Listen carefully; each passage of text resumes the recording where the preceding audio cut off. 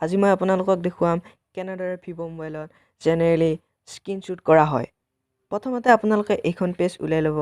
তাৰ পিছত ইয়াতে স্ক্ৰীন কেপচাৰ দেখিবলৈ পাব। ইয়াতে আপোনালোকে চাৰিটা অপচন দেখা পাব। Long screenshot, screen recording, funny screenshot, rectangular.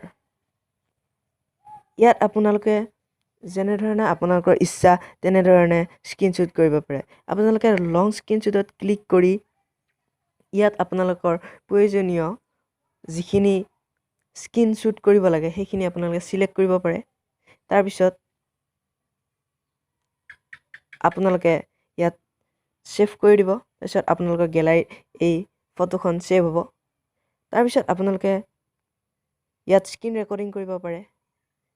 Rectangular ইয়াত আপোনালোকৰ প্ৰয়োজনীয় অংশখিনি স্ক্ৰীনশ্বট কৰিব পাৰে।